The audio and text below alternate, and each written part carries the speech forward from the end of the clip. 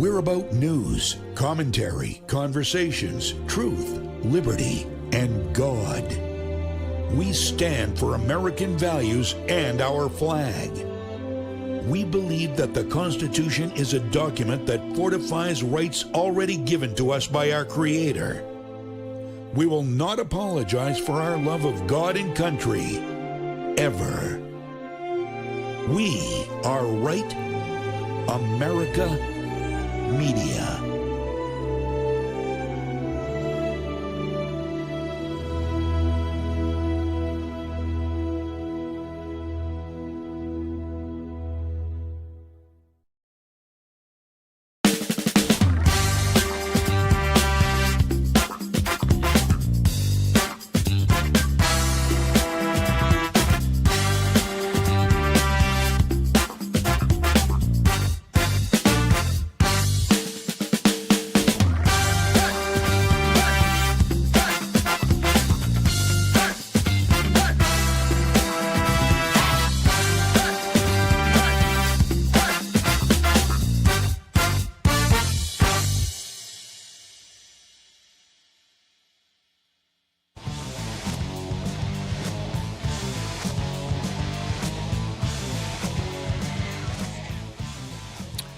Welcome to a brand spanking new edition of Granite State Live. Great to have you along on this Tuesday evening, the 27th day of May, 2025. I'm your host, Keith Hanson, the unapologetic contrarian conservative, heavily armed as always. Would you expect me not to be? Never apologizing for my toxic white masculinity. I can't help it, folks. I was born this way. So my doctor considers it a pre-existing condition. Never apologizing for my Christian faith, ever. Hello, and I'm your co-host, blue-collar intellectual Julian Acciard, here to, start some shit and piss some people off, and let's go. Let's dig into it. All right, let's do that. And we are joined in studio tonight by Erica Lehman. She is she is a state rep, one of the 400. Congratulations. Thank you. Get that cool license plate. Everything is awesome. State Representative Republican representing the 6th District of Rockingham, specifically Derry. Great to have you along tonight. Thanks. It's great to be here. Our call-in number, if you'd like to be a part of the program, we make it nice and easy for you. 833-603-TALK. I know, for the past 3 months, we've been saying, hey, the phone lines work. I'm getting the nod from the producer that indeed they are actually working. So you can be the first to try it. 833-603-8255. That's 833-603-TALK. If you'd like to join us via video link, you can do that as well, too. Just send an email to granitestatelive@gmail.com. Put the words video link in the subject line, and the production team will zap that link out to you, and you can join us. We're going to be spending the first hour tonight talking with Erica about a couple of different things here. And yeah, we're going to push the envelope because that's what we do. And then coming up in hour number 2, we're going to be joined by Ann Vandersteel as well, too. So we have got a fantastic program for you. Hope that you can stick around for the duration of it. All right, let's get right into it. Where do we want to start? Do we want to talk about the tranny murders? Do we want to go there? Oh, wait, well... We kind of do, don't we? Let's do it. Let's do that. So, one of the things that I find very interesting is this rhetoric that, I have to be honest. I open the show up, and as I have, actually, ever since my WNTK, WUVR days, I've opened up with I'm the unapologetic contrarian conservative, because I really don't give a rat's ass about your feelings. If I offend you, go cry yourself to sleep. We'll get over it. I don't apologize for my toxic white masculinity. In fact, I give it a big old bro hug, as a matter of fact. And I don't apologize for my Christian faith because my predominant worldview is predicated upon my faith. How I see my world and how I interact with my world is based upon my Judeo-Christian beliefs. I don't apologize for that either. I have a good understanding of what's right and what's wrong. And I have said these things, never apologizing for the toxic white masculinity, never apologizing for the Christian faith, because it pisses the left off. And I am proud to embody every value that the left hates. So, listen, if I can get you to lose your shit every once in a while, awesome. I love it. And let's not forget, this is entertainment. First and foremost, this is entertainment. I had somebody say to me once, you're a terrible reporter. I'm like, newsflash for you, Skippy. Clearly you didn't get the message. I'm not a reporter, all right? I do not want to do what Adam Sexton claims to do. He's not a reporter either, by the way. He's just a mouthpiece for his wife and the left, who is the left, basically. But the point being is, I like getting reactions out of people because it gets the dialogue going, and by and large, we're entertainers. People like getting pissed. People like listening and watching media that pisses them off. They're addicted to that rage. So we're going to feed you some rage hormones tonight. I got to be honest. I'm so tired of this transgender, transsexual. Erica, you had mentioned poly earlier, and I'm like, I'm tired of trying to figure out what these terms mean, because everybody has to identify in some unique way. Everybody wants to be special. And I notice that it's almost as if when the social media influencer term became a thing, that's when everybody had to have their own unique identification, and you have to validate it. Otherwise, you're a racist, you're a Nazi, you're a homophobe, you're what other pejoratives can we throw onto the woodpile? Oh, fascist. You're fascist. You're a theocratic ethno-state, Christian nationalist. That's what it is. The Christian nationalist. That's the favorite of the left so far. So, but I just have to make one comment before I continue with this. If you're on the left side of the aisle, if you spent a quarter of the amount of time developing your analytical framework and your critical thinking skills as you did memorizing a thesaurus, you'd probably be better off. And I'm being serious about that, because you got a word for everything. But what you don't have is a critical argument. You don't have a well-developed critical thinking platform. You cannot analyze. It's as if that portion of your brain, however, the neural circuits just are not connected. That's okay. I mean, let's be honest, they don't have to. They've been taking the position that they're morally superior, and if you're morally superior, or at least in your own mind, you don't have to spend any time actually having, rational dialogue. And there are rational people who happen to vote Democrat, but those aren't the ones who are loud and obnoxious. The ones who are loud and most outspoken, the ones we have to hear from all the time, are the ones who they take the position that they don't have to debate you. That to debate you would be to humor the possibility that they could be wrong or that you could be right. So a week ago Sunday, I was in Cambridge, Massachusetts. There was a talk, Born in the Right Body. Jamie Reed, who's a whistleblower from Washington University, was there. Simon Amaya Price, Lisa Celine Davis, who was a former New York Times reporter. They were all there, and then we did something really awful. We all decided to have dinner and talk. There was a huge protest outside the Glass House in Cambridge, and they were screaming and beating drums. Jamie was trying to have a conversation with people. Somebody was asking her questions, and other people came and were blowing whistles and beating drums to prevent somebody from having a discussion with another Democrat about gender ideology. Right now, they're shutting down the conversation instead of having it, and that's a real problem. Of course, because, by shutting down the conversation, they don't have to hit that point of rational discussion where the average person realizes that we're not that far apart on things.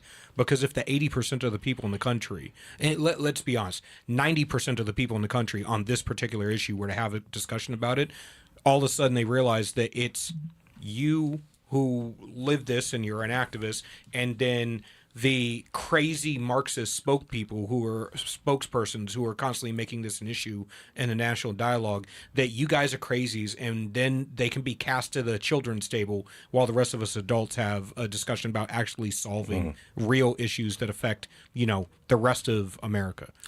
Going back to, and I mean, again, from 2015 to 2019, I was doing, 30 hours of live extemporaneous radio every week.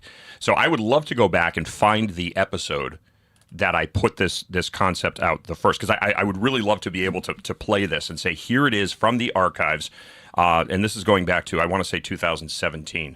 I spent several months talking about postmodernism and the encroachment of postmodernism into modern day politics. And one of the things that I forecasted was you are going to see a time when the left is just going to outright stop debating anybody on the opposite side of the aisle, primarily because, and this is, again, if you really start to dive into like Jacques Foucault and the early modern, and when I say early modern, we're talking 1950s, 1960s. Remember, postmodernism stems from primarily literary professors in France and in other corners of Europe, but it was primarily French. The late 1950s, early 1960s really gave birth to this postmodern movement. And it stems from literature. And it's a very, very simple concept to understand.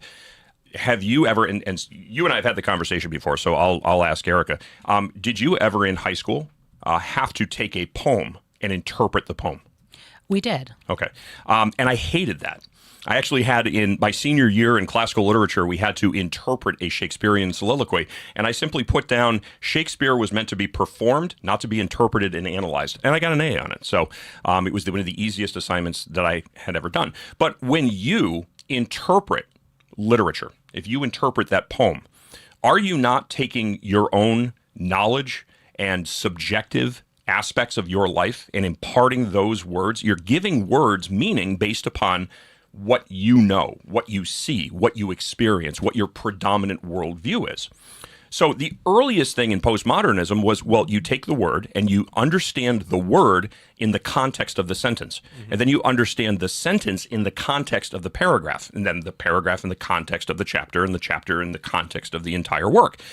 And you apply these interpretations. And this is the earliest understanding, or the earliest way of understanding, when you hear a leftist say, well, that's not my reality. Because reality is subjective when you're taking the postmodern approach. Because who are you to tell me what my reality is? If my brain tells me, despite the fact that I've got a meat and two veg hanging there, that I'm really a chick, well, then who are you to question that? If I say that I identify as being handicapped, this is something that we've seen past couple of years. People, I identify as a handicapped person, so I'm going to have a limb surgically amputated, so that way there I can live out this fantasy. And who the hell are you to question my reality? So in keeping with these postmodern concepts, one of the things is that if you have a conversation with somebody and you validate their argument, you are, in essence, manifesting their reality.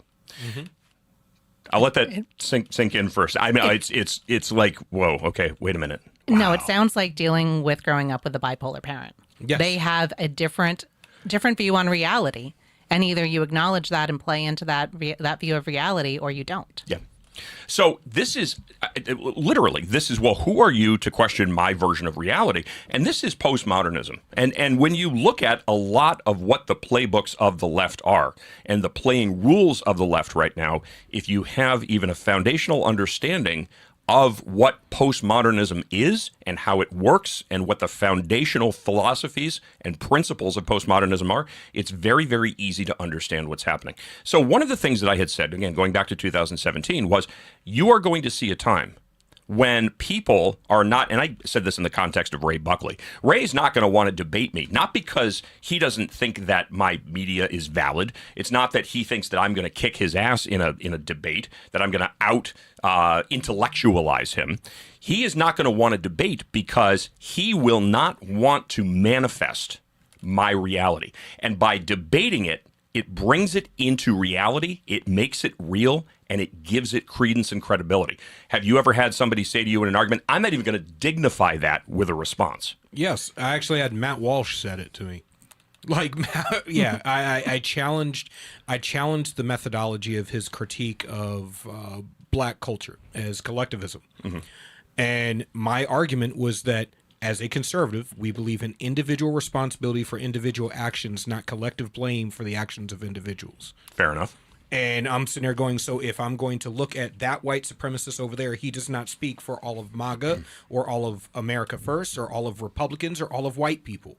That is collectivism. That's essentially a Marxist argument, and I don't believe in that. Same way, I don't believe society is collectively responsible for taking care of that poor guy over there or that drug-addicted person or that criminal over there. We're not responsible for Hey, for wait a taking care of minute, them. you racist. It was Hillary Clinton that said it takes a village. It takes a village. Yeah, come on, we all have to do our part. Barack said, "Come on, we all gotta do our fair share." It takes a or village something like that. to share crops. It takes a village to create an economy. It takes a village to do a lot of things. It sure as hell doesn't take a village to get somebody to stop smoking crack. Just put down the damn crack pipe. And that was my argument. Is like, I'm willing to have the discussion on your terms. I'm not attacking you from the left. I'm attacking you from the right. We have principles, and by applying those principles to this particular issue, I arrive at this set of conclusions. And your talking points and your conclusions are false because you ditched your principles in the process of trying to arrive at a claim that is convenient for your narrative. The left operates exactly the same. Yeah. I have a set of I have a set of views, and I'm going to filter the rest of society and everything going on through those set of views. Which, perfect example, the Constitution. I read the Constitution in the text of the Constitution based on what it meant when it was written, rather than the postmodernist view, which is to interpret the Constitution toward via how we look at society today and interpret past actions based on the issues we have today. I can look at something for what it was then while not condoning things they did back then. And there's a difference. And the left is unable to see that dividing line between understanding the reality that existed at a particular point in time versus where we are now. And if you look at, I always argued that the solutions for everything going on in society are in the Constitution, are in those founding principles, are in the methodology of these various studious men that went around the world studying the conglomerate of different cultures and governing bodies and going, these are where we're going to go. We're going to go with the maximum liberty to the individual, and we're going to restrict the government. Not restrict the individual, but restrict the government. Well, it's the way it's supposed to be. I think that's the best way to do it. But we're looking at this. I was in college when I confronted this for the first time. I had just got out of the Marine Corps. Of course, in the Marine Corps, there's no subjective view of anything. There is the Marine Corps' view, and you bend to the Marine Corps' view. But I got out, and I'm in college, and I was in a marriage. I just mentioned this on the podcast. I was in a marriage, family, and intimacy psychology course. I had to take a soft psychology course, and it was the dumbest fucking course I ever took in my life. By the beginning of the course, we were discussing gender ideology, gender identity, gender synonymous with sex, and sexual preference or sexuality. By the end of the course, we were using gender to describe all three.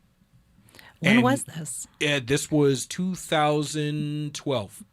2012. And I'm sitting here going, we just got to a point where we're devolving dialogue. We can't get to a solution because we're spending our time trying to figure out where each other stands on this. And it became a concept. Now, half this class are veterans. Half the class are veterans studying criminal justice and different things that require a psych course. The other half are like feminists. And even the feminists were sitting there going, why did the terms just switch up? We're not able to have a rational dialogue. And all the veterans are sitting there going, what the fuck are we doing right now? This has nothing to do with being able to discuss the actual issues. We're arguing over dialogue now because we can't have a rational discussion.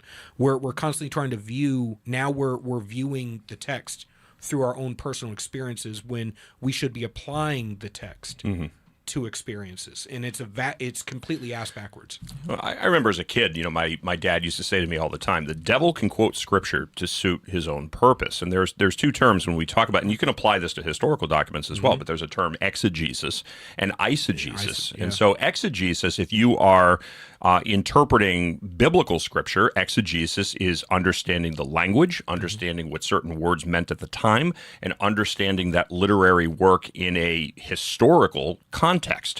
Eisegesis is when you take your own subjective viewpoint and impart that on your interpretation. For instance, turn the other cheek means to be a pacifist. No, Cupcake, it actually doesn't. No. But, you can interpret that your way. Again, the devil can quote scripture to suit his own purpose. We can do that to historical documents. People do that all the time with the Constitution. They interpret that the welfare clause, the general welfare clause of the Constitution means something that it doesn't. It means actual welfare. Like, let's just increase the WIC benefits. By the way, I was in, I hate to say it, I was in a Walmart yesterday, and I watched $360-something of WIC payments going into Funyuns, Mountain Dew, cookies. I don't think there was a single healthy snack or food item They got in rid of that basket. WIC used to be very, very restrictive into what you could get. It was like you could get cheese, you could get milk, you could get healthy products or whole products that you would use to make a meal. Yep. You couldn't get all the junk food and stuff because that's not necessary for the child. It's not necessary for child rearing. And then somewhere along the line, a lot of this stuff started changing, and it was like, no, you could get the bag of Funyuns, and you could get candy, and you could get all this other stuff. And it's like, before you know it, it's like, oh, well, I got my benefits, and I bought a 6-pack of beer. It's like, why does your child need beer? Exactly. Well, I mean, we gotta keep them drunk and happy, right? I mean, there is nothing more American than allowing your 7-year-old to crack open a cold one after a hard day at school. Shit, I would even argue the society was better before we started, cracking down on what parents could do, because then we replaced it with the state telling parents what they were allowed to do. I want to, because I'm looking at the clock here. We're already at 24 minutes past the hour, so I want to get into this here. I want to talk about the Plastow murder first, and then we're going to get into in the second half of the hour. We're going to talk about, well, you know what? This first hour, I think, is kind of revolving around sexual deviancy. Yes. And the left. It's almost as if the left is just obsessed with sexual deviancy. Oh, that's right, because... They are. That's right. All right. So this has not gotten a lot of airplay here, and I cannot get into my freaking X account. So I'm going to ask Juan if he could to pull it up on the screen here. We're not going to spend a ton of time on this, just to the bottom of the hour, and then we're going to talk about the other scheduled topic, which we had, by the way, which is massage parlors. And the massage parlors and the human trafficking issues that are going on right here in the Granite State. So we're going to have that conversation coming up right after the 7:30 break. But Juan, if you could pull up the tweet that came out from Andy, I think it's Ng. I know NG, the Vietnam name is Ng, but if there's an O on the end of it, I don't know how to pronounce that. So I apologize if we're hacking it up. Can you blow that up anymore? Because I can't read that. It's pixelated on my screen here. All right. So a radical Trantifa, that would be the radical LGBTQ LMNOP arm of Antifa activist, has been charged with second-degree murder after allegedly brutally killing... Is that second-degree? Yeah, it is second-degree murder after brutally killing a woman in Plastow, New Hampshire on May 18th. Rhea Jasmine, previously known as David Mark Jasmine, I think it is, allegedly stabbed his wife, Margaret Jasmine, to death in their home. Their young child was present. The wife, a woman, was also transgender identifying. Mr. Jasmine is a far-left activist who was the star of the Ask a Transgender Woman Anything event at the local Plastow Public Library. By the way, if you go on their Twitter feed, they're still very, very proud of that, by the way. They still giving him, Rhea crushed it, evidently, was their accolades being given. He works as a software engineer at Carsis, I think it is, and he was active on social media. If you could, do me a favor, play the video where he's lamenting the hate mail that he's getting in his... do you have that video? It's attached to that tweet. I don't know if that's a screenshot or if you're actually getting that on X. It's a static screenshot. Okay. We're seeing time and time again, and again, correlation not necessarily equaling causation, where you have transgenders that are snapping, and they are becoming, in many instances, homicidally violent. And again, this is not a scathing indictment of everybody that identifies as trans, but there is a startling issue right now with people who are identifying as trans that are becoming violent. And it makes me wonder whether or not this has anything to do with the free medication. These hormone blockers and the addition of hormones into a brain that may actually have some issues. At the very least, it's not even just dysphoria. It's not even just the hormone blockers. It's the antidepressant, anti-anxiety drugs have been linked to both depression and anxiety, which is hilarious that they're antidepressant and anti-anxiety drugs, and they cause literally the thing they're supposed to fix. But they've also been linked to psychosis, to suicidal and homicidal ideation. And it's not by a small number, and the FDA knew about this and still approved these drugs for this use. And now you're having a mass amount of people. The further you go into your transition and the more of these drugs you take, the higher likelihood you are to kill yourself or to attempt to kill somebody else or get violent. So the data there gets a little bit messed up. Some of that's hard to tell about suicide and homicide with it. Yes. But there's one thing that's a fact. Hormones are one hell of a drug. Yes.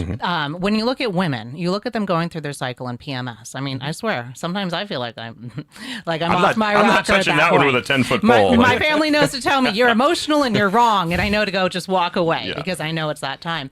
But when you are adding these hormones to somebody, if they have untreated mental illness, that should not be happening. That's actually always been contraindicated because hormones are the most potent drug on earth. And if you haven't treated your depression or anything else, there is no way you're going to be able to get that under control once you start throwing hormones into the mix. And the combination of the two. And I think that's the most important thing is you're taking synthetic hormones. So your hormone balance is way out of whack. And then on top of it, you're taking these drugs that have a side effect of causing suicidal and homicidal ideation. That's dangerous. So you're already not emotionally stable. You may be suffering from anxiety and depression, and then you have a bad interaction between drugs at the same time. You're setting up a really, really bad situation that could spiral very quickly. And it's the same that I said when we were in the military. You can't take a whole bunch of people with PTSD and then dope them up with stuff that makes it worse and makes the likelihood of getting violent or suicidal make it worse. You're going to get exactly what you're asking for. Two things here before we continue. Can we, I want to skip this break, if we can do that. Let's go ahead and skip the break, because we do have a caller, Kelly, in Rochester. Kelly, welcome to the program.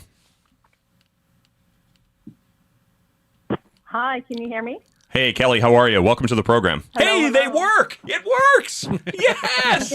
Hi, Kelly. All right. It worked!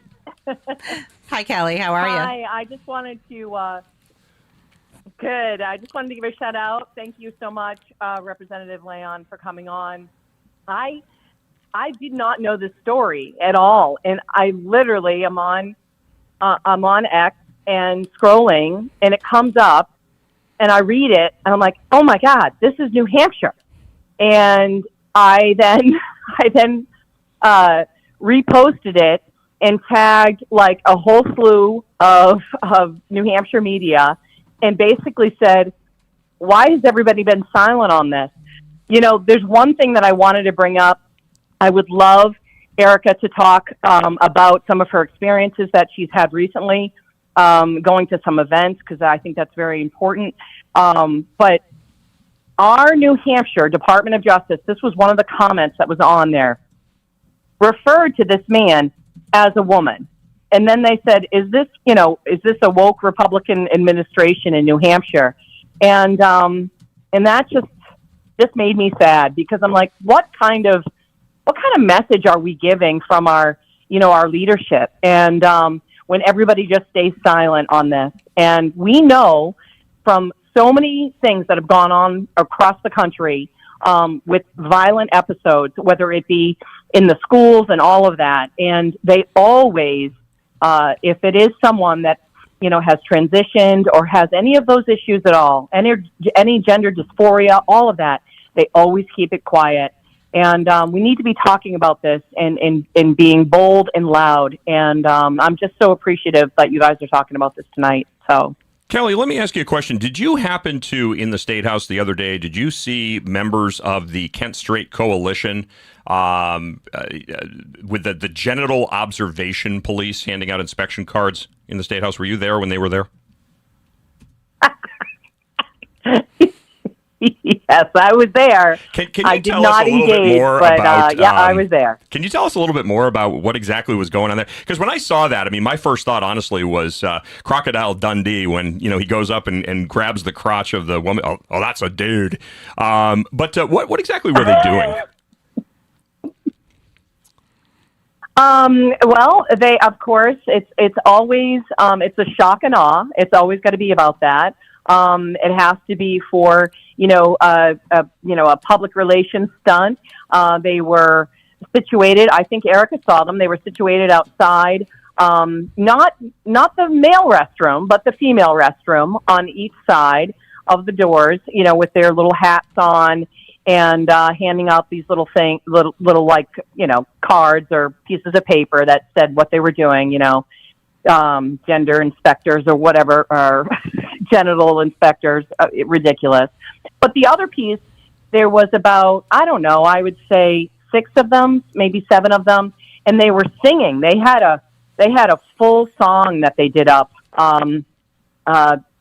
based upon, Erica can tell me now, I'm forgetting the song, and they had it sung to, basically saying that, we are all racist, homophobe, awful human beings.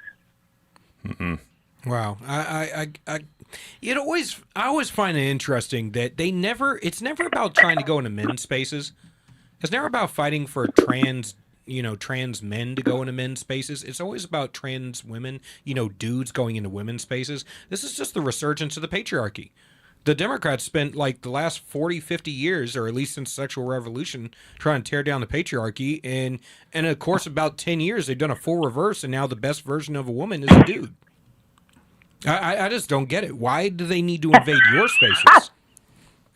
Well, that's something that, we've this has been a topic of conversation. That's perfect. Yeah, this has been a conversation or a topic of conversation here for quite a while. You've been fighting for the rights of women, and you've been talking about smashing the patriarchy and how damaging the patriarchy is, and how damaging toxic masculinity has been to your causes. But then a guy can just say, "Yep, you know what? I'm a woman."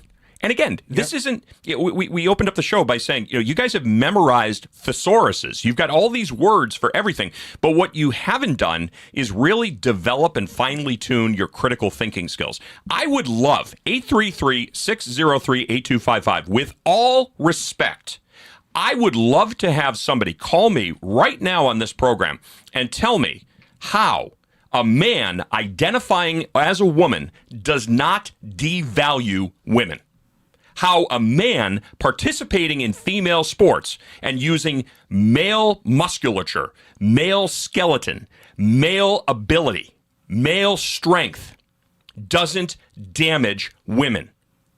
And I will extend every professional courtesy. No humor, no sarcasm. I want you to use, in your own words, explain to me how that makes sense and how that doesn't undermine and devalue women. 833-603-8255. I'm not going to hold my breath because they're never going to call. I just draw the line at the very simple. I don't care what you do. I don't care how you live your life. I don't care whether you want to wear a dress, whether you want to identify as a woman or not. Where I draw the line is at men and women's sports, men and women's bathrooms. Once you start to encroach upon other people, now I have an issue with it. When you start to encroach upon me and my kids, now I have an issue with it. Up until that point, by all means, identify as, be a friggin' attack helicopter for all I care. Identify as a ninja or velociraptor. I don't give a fuck. But as soon as you start to encroach upon other people, that's where your rights stop. Mm-hmm. Well, and this is an issue, too. It's not a matter of asking somebody to show their genitals in a changing room. The problem is you have people in a women's bathroom exposing their penis and balls. Mm-hmm. They are exposing their genitals. And when they're showing that, it's clear that they shouldn't be in a women's changing room. Yeah. Leah Thomas was doing it. Like Riley Gaines said that when she came up here, that the dude was exposing himself fully intact in the locker room. So what? You put some hair plugs in. You're not a dude. You're still intact, and you're exposing yourself to women in the locker room, and we're supposed to be okay with that and act like it's normal. No, It's not normal. And I don't want to sound intersectional in all of this, but when it comes down to it, lesbian women are the ones who are hurt worst with all of this. Mm-hmm. Because not only are their spaces being invaded, they're being told that if they don't want to have sex with somebody with a dick, they're a bigot. Yes. And when you have women who are, one of the women who is at the dinner, she identifies as a butch lesbian because across the room you can tell she's a lesbian. Mm-hmm. They were screaming at her and saying, "You're a man. Admit it. You're a man. I have a buddy who works in the fashion industry in LA, and he's dealing with the same thing. He is a effeminate gay black man, and his commentary when they're always like trying to get him to transition. He's like, "I like dudes. It's that simple. I'm not a chick. I just like dudes. Leave it at that. Get out of my fucking face." So not only is it enforcing stereotypes, it's telling people they need medicines and surgeries in order to live up to a stereotype. Yeah. It's just such a harmful idea. They don't tell people that you can love yourself however you are. You can love whoever you want to love. It's not about finding that strength in yourself and your identity, but saying that you're wrong and you need to be fixed. And that's why it's so toxic. Yeah, up until this push, there was this study that came out, I think it was back in 2015, 2016. Rob Smith, gay influencer on the right, came out with it, and he had shown that the vast majority of people who identified as trans at some point during their high school or puberty or whatever grew out of it and ended up being feminine gay men or masculine gay women. And it was that simple, that it was a phase that they went through because they were trying to negotiate their sexuality and gender norms together. They're trying to figure out where they fit in. And I'm like, so you're taking the most vulnerable point of being a teenager. Your hormones are all over the place. And on top of that, you have a sexuality and you have these stereotypes around the sexuality. So like as soon as you come out, I have a friggin' masculine gay friend. It's like 6'4" black dude, massive, huge, deep voice like Michael Clark Duncan or something. And he's like every time a girl finds out that I'm gay, it's like, oh my God, we could be shopping buddies. He's like, bitch, I don't like to shop. Where did you get that? He's like, I just like guys. I'm not a girl all of a sudden. I'm not like all of a sudden feminine, but there was an expectation that as soon as people found out that he was gay, that he was going to be less masculine or that he was going to be overtly feminine. And the expectation amongst lesbians at the same time was that, oh, you're a lesbian, automatically you're going to be butch. And it was like, so now you're telling that the lesbian that in order to like girls she has to be a dude, and the gay guy in order to like guys he has to be a girl. And so two things here, and you had mentioned Erica about this, about being a bigot because you as a lesbian don't want to, I forgot exactly how you said it, but. Lesbians who don't like dick are discriminating against trans women. Well, and it's also the same thing too with heterosexual males. If and there are some transgenders, either pre-op or post-op that are pretty damn convincing. Not going to lie. But if I Blair White is a famous one. Thankfully, I'm married and I don't have to deal with the dating pool. I don't ever want to go back to that. But if I met somebody on a dating site or whatever, and I went out on a date with that person, and I found out that they were either a pre or a post-op trans, I would not have any interest in that person. And then they would turn around and say, well, you're a racist, you're a bigot, you're a homophobe, you're whatever, whatever pejorative you want to throw at. And it's like, no, because as a heterosexual male, I am interested in a person who is capable of having children. I'm interested in a relationship. I'm dating because I'm looking for a long-term partner. Not because I'm looking for casual sex. And even if I were looking for casual sex, I'm not interested in a person who is not physically equipped to be intimate in the manner that I choose to be intimate. That's a personal preference. It doesn't mean that I hate you. I don't care what you do. And I think this is the biggest thing. It's all or nothing with these people. And I've said this before. I don't care who you love. If you are lucky enough to find love in this world, God bless you. Be the best person that you can be. But just do me a favor. Keep it in the bedroom. I'll keep my sex life in the bedroom. I'm sure nobody wants to envision that. So we'll keep everything in the bedroom. Number one. Number two, stop involving children. Because when you involve children, it makes common sense, decent people look at you and go, why? Why is it so necessary that you seek approval and ingratiate yourself with a prepubescent audience? Why are you so obsessed with children and sex?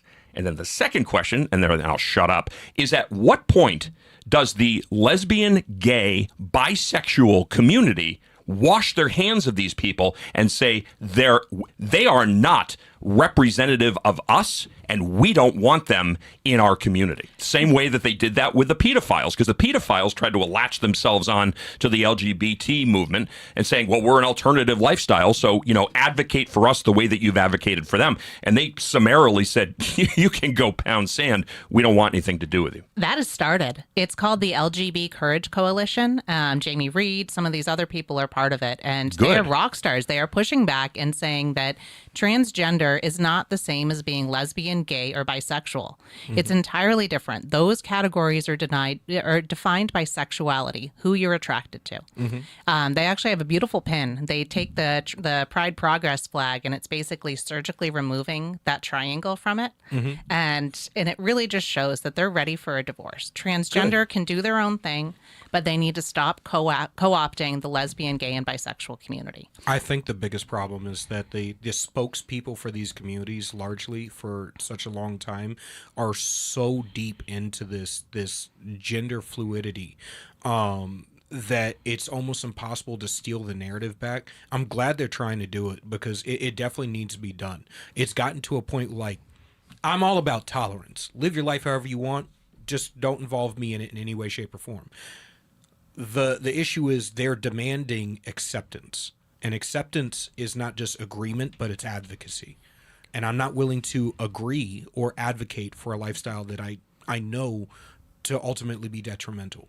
And especially for mental health. And I've watched, unfortunately, too many people end up in hospital on the back end of this. So I'm just looking at this and I'm going, you know what?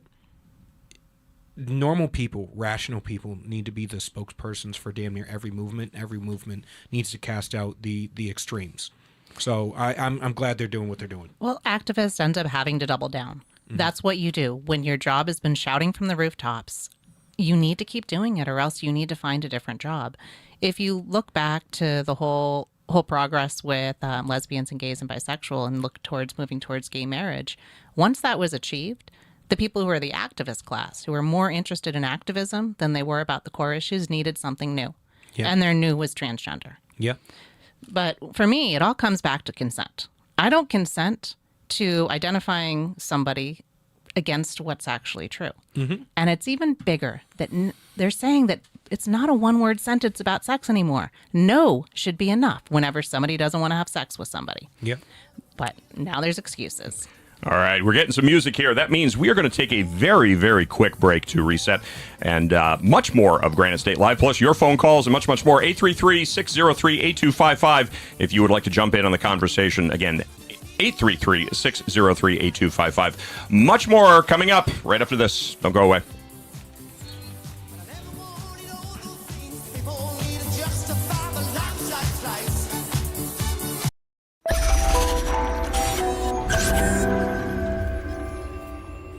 United We Stand, A Marine's Fight, written by Julian Acciard.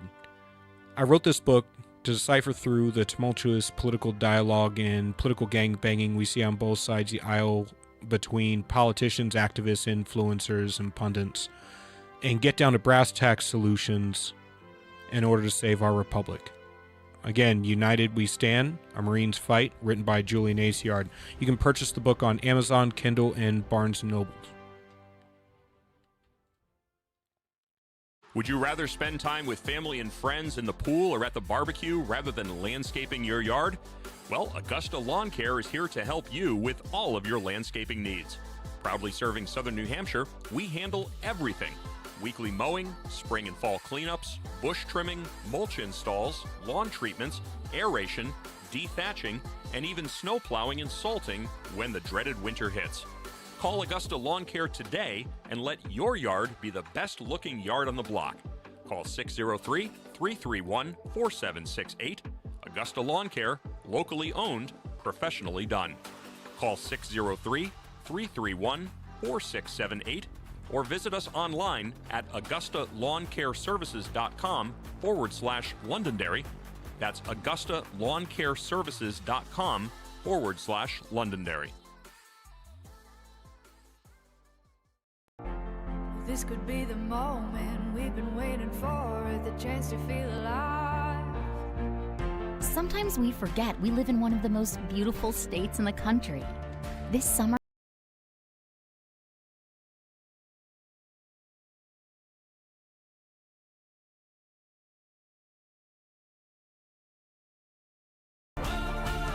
This is where it all begins.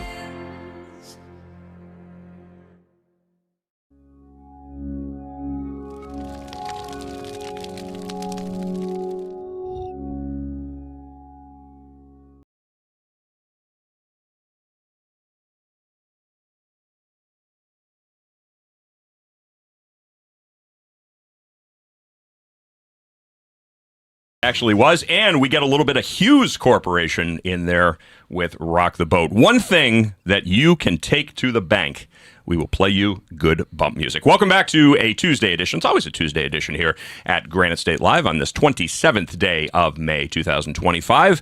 I'm your host, Keith Hanson. Joining me in studio is Julian Acciard, the blue-collar conservative and New Hampshire Republican state representative representing Rockingham District 6. That's Derry. Erica Lane, thank you so much again for joining us in studio tonight. All right, so want to get into this topic here. People don't think, and I think when people think about sex trafficking, they think about something really that is in the movies. I don't think people really understand what sex trafficking is, but there is sex trafficking that is happening here in New Hampshire, and specifically down in your neck of the woods as well, too, Derry, Londonderry, and this comes in the form of sex workers in massage parlors. Yes, this has been a large problem in Derry for a while now. We have between 7 and 9 massage parlors that have their front windows papered over with pictures. They don't keep normal hours. And if you watch after hours, occasionally there'll be a U-Haul van or another van that goes up to the back. It gets filled up with women. They get shuffled around the eastern seaboard, move from state to state, and then they bring in a new crop of women who aren't able to leave those massage parlors. They're there to service people who are coming in thinking it's okay. For some reason, they think it's okay to come into a real shady business and pay somebody for sex, and they're doing it. I actually watched a gentleman, looked absolutely normal in his 40s and in shorts and a T-shirt, walked up, was about to walk in one of these businesses, turned to the side, saw there was a family. He had his little car alarm, and he walked out because he felt embarrassed about what he was doing. And these places are still operational right now. Yes, they are. We've had a few arrests in Derry because the town added some ordinances that they used to crack down on it. One of the problems that we heard was it was only a misdemeanor to have one of these facilities and basically operate a little brothel out of a storefront. You know, one there's actually one right next to Birthright in Derry. How awful is that? Right next to Birthright. Right next to Birthright. Wow. So you have people who are coming in and having sex with people in these places. Some of the landlords care, some of them don't. And it was only a misdemeanor. So I filed House Bill 405, which was a bill to look at ways to stop storefront sex trafficking. Mm-hmm. For some reason, that phrase really caught on because there were a lot of people that didn't think it was happening. But now they recognize that in some of these parlors and some of these places, people are buying and selling sex from unwilling victims. Wow. So this ended up evolving. I had wanted it to be some representatives and some senators to talk about it so that we weren't having special interests and we could figure out what the specifics were. This has turned into a very large group. It has the Coalition Against Sexual and Domestic Violence. It has police. It has some people from the task force. It's become a very large and very regimented study committee, but I'm hopeful that it'll come out with some good results. One of the things that did concern me is they're talking about adding new regulations to massage therapists and Asian bodywork, but they didn't include anybody from those boards.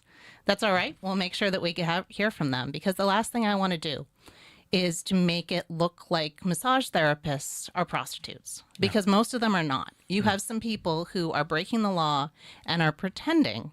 Oh, and this kind of goes back to the last segment, just as some people are pretending to be a different gender. They're pretending to be a legitimate business, even though they're not. So we're going to figure out how to do that and root it out because it's a travesty. So tell us exactly what is the scope of it's House Bill 405. Tell us the scope of it, what it seeks to do, and what are the punishments? Because, I mean, to be honest with you, it should be if you are involved in the sex trade, and I don't mean as a sex worker, I mean as somebody who is facilitating, somebody who is actually trafficking these people. If you get, and let's just make a clarification here. if you, let's say, for instance, that, you're you're a shitbag junkie, and your girlfriend maybe, will turn a couple of tricks for some crack money. You give her a ride to go meet a John, congratulations. You are trafficking. That should be a felony. That should be a mandatory minimum 10 years in the slammer felony. What do we have on the books right now that actually punishes this to the degree and to the level of severity that it should be punished as?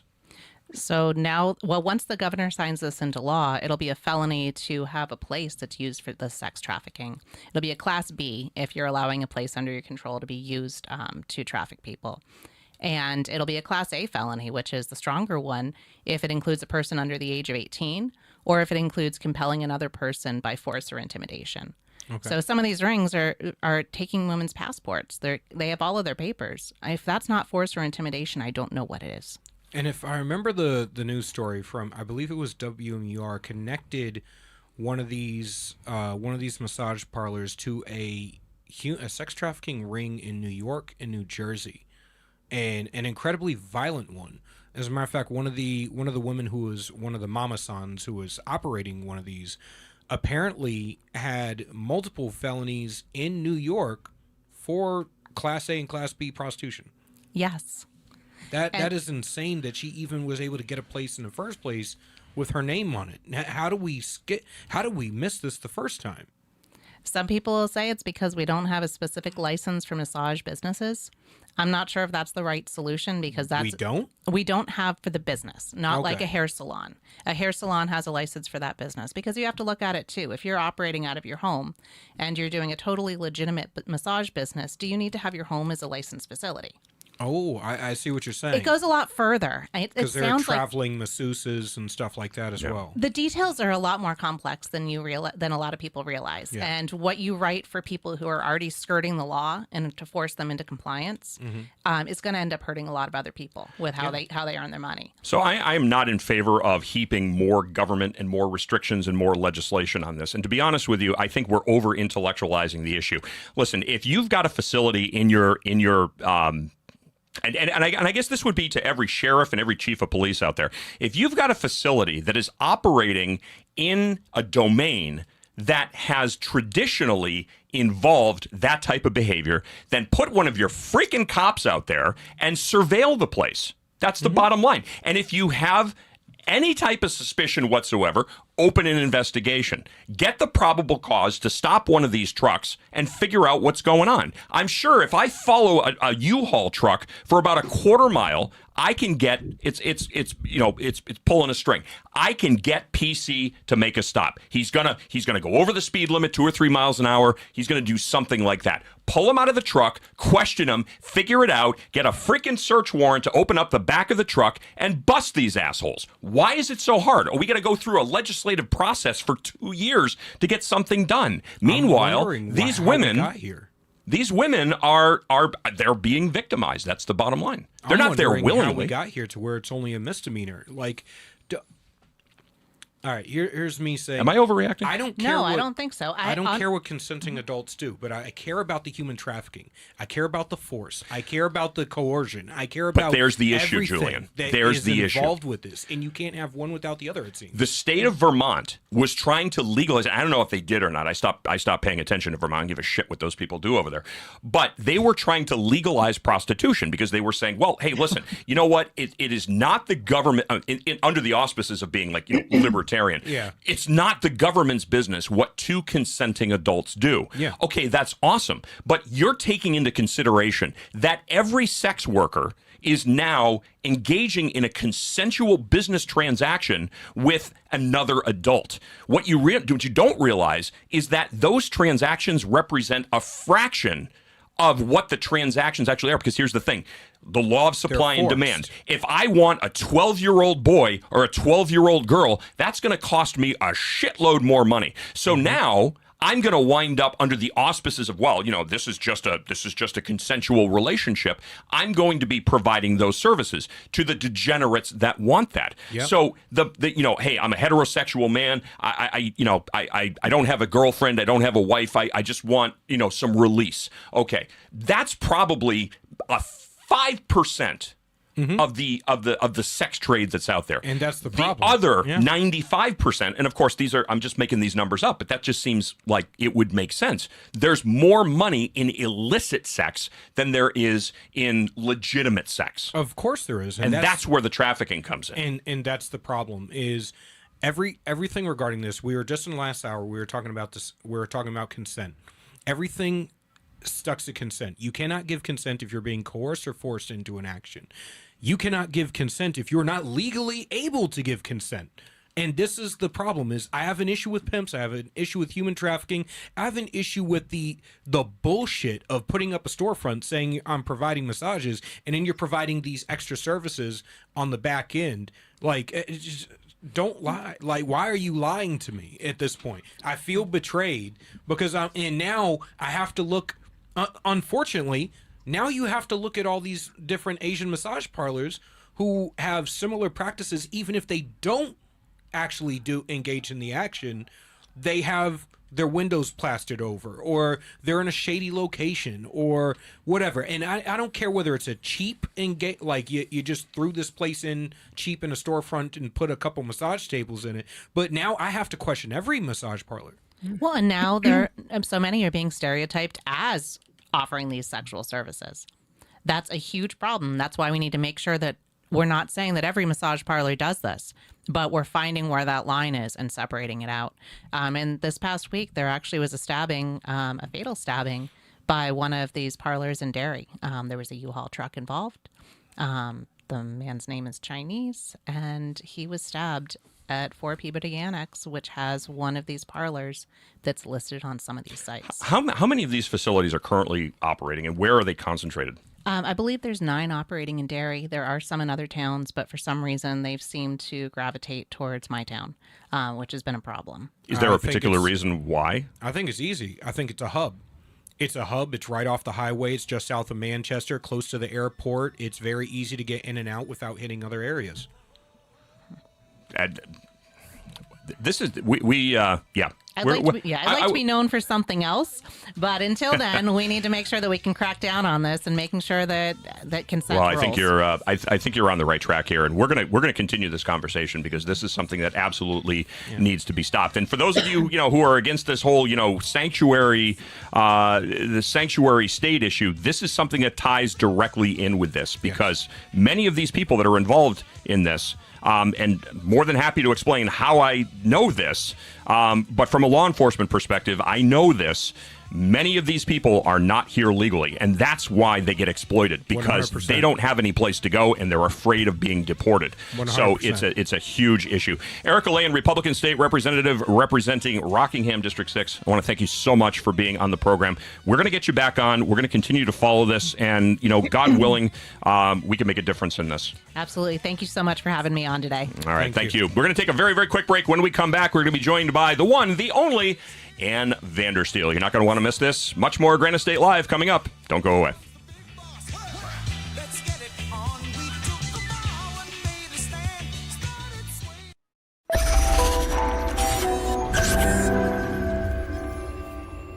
United We Stand, A Marine's Fight. Written by Julian Acciard. I wrote this book to decipher through the tumultuous political dialogue and political gangbanging we see on both sides of the aisle between politicians, activists, influencers, and pundits, and get down to brass tacks solutions in order to save our republic. Again, United We Stand, A Marine's Fight, written by Julian Acciard. You can purchase the book on Amazon, Kindle, and Barnes & Noble. Would you rather spend time with family and friends in the pool or at the barbecue rather than landscaping your yard? Well, Augusta Lawn Care is here to help you with all of your landscaping needs. Proudly serving southern New Hampshire, we handle everything. Weekly mowing, spring and fall cleanups, bush trimming, mulch installs, lawn treatments, aeration, dethatching, and even snow plowing and salting when the dreaded winter hits. Call Augusta Lawn Care today and let your yard be the best looking yard on the block. Call 603-331-4768. Augusta Lawn Care, locally owned, professionally done. Call 603-331-4678 or visit us online at augustalawncareservices.com/Londonderry That's AugustaLawnCareServices.com/Londonderry.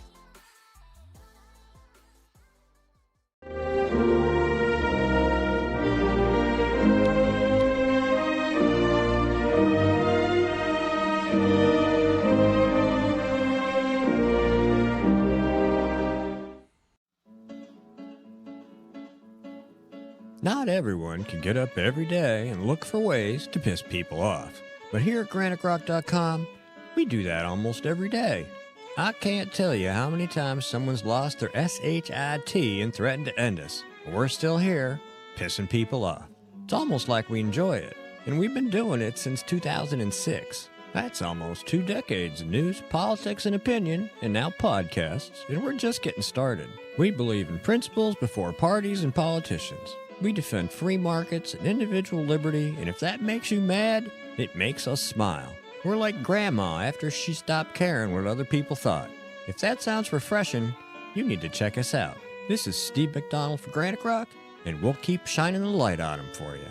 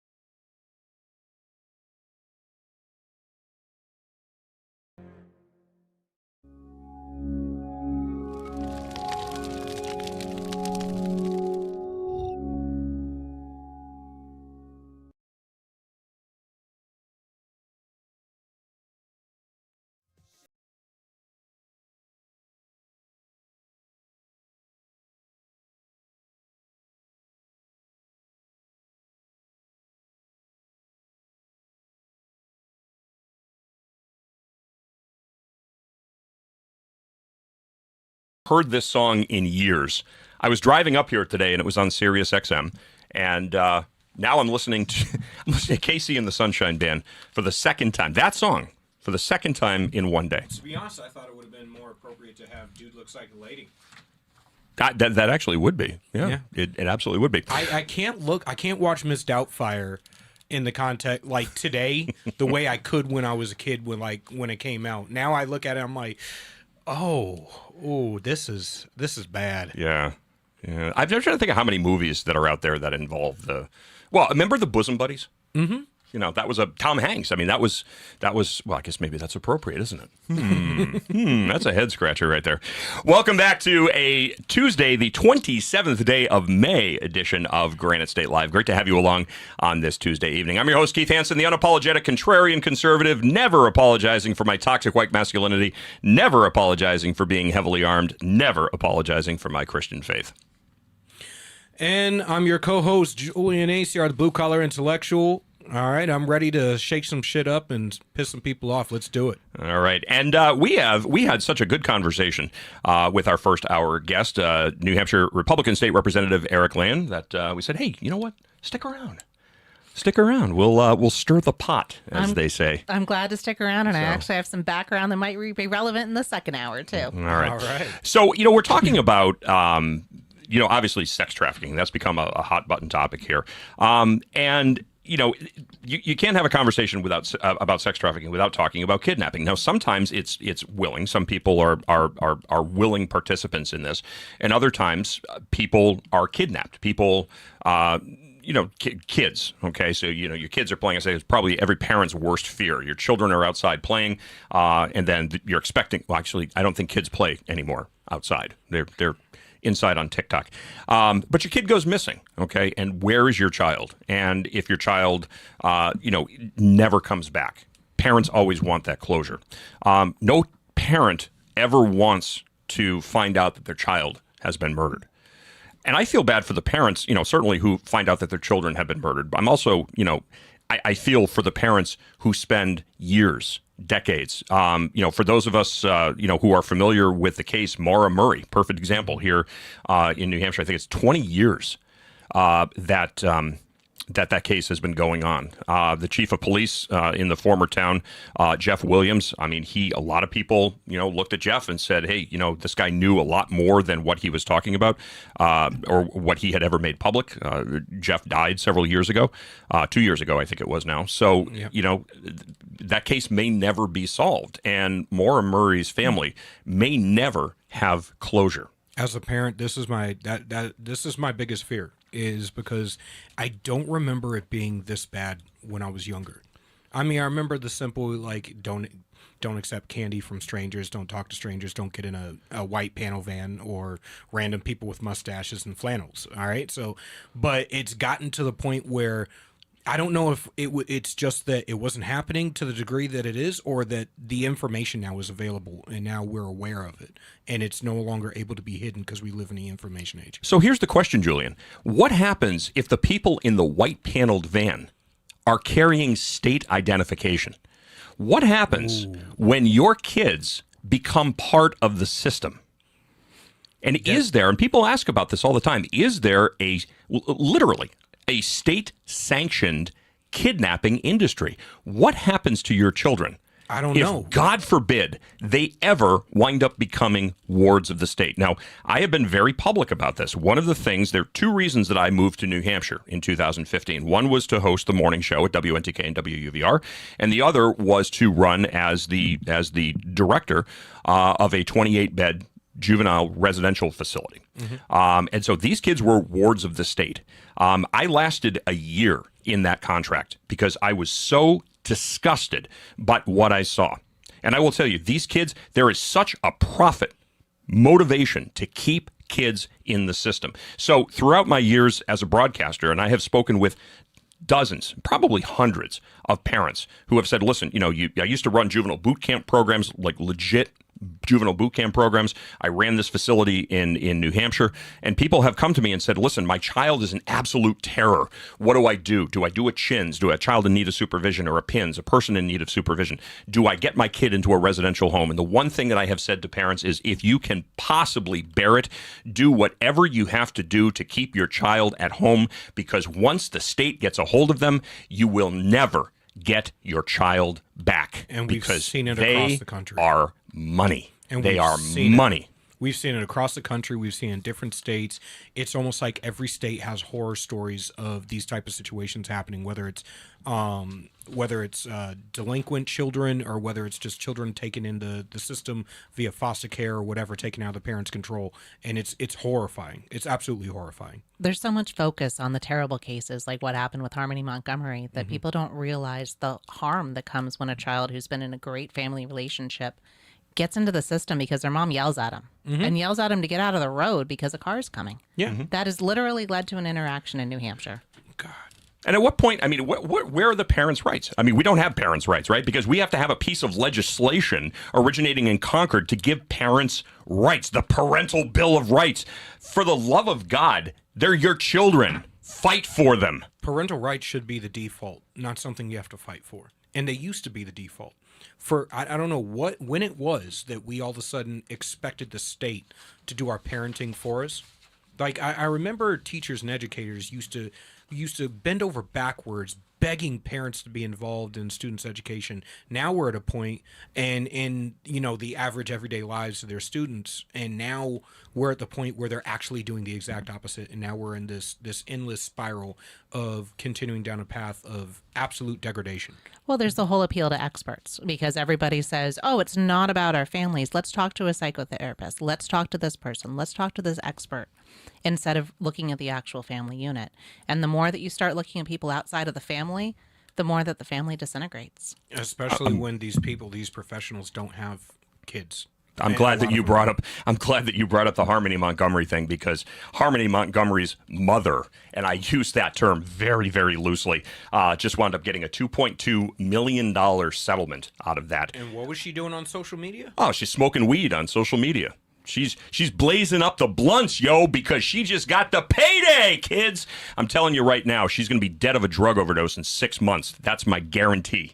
absolutely disgusting. This is, I remember, I don't know, maybe. And it's your tax dollars, kids. I know. There's no income tax here, but that's where the state revenue is going to wind up going. It's going to wind up paying people to support their drug habits. I don't remember being that old. I remember a day when we didn't, record everything that we did, especially bad shit. Yeah. But now people are proud of their degeneracy. They're degeneracy. proud of their degeneracy. They put their degeneracy on full public display on social media, Instagram and TikTok and all that.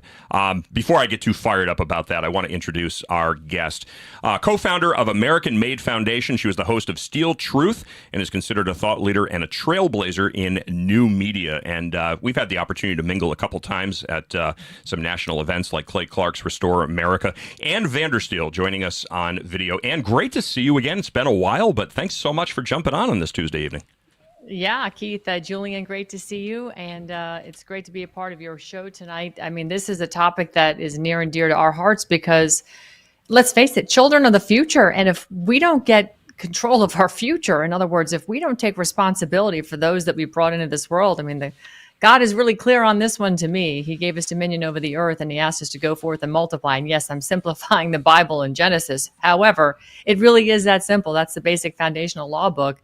And what we're seeing and what you're talking about with this show, and I know that the publicist had sent me an article talking about the massage parlors. You all were talking about it. Here's something for hypocrisy on all this, right?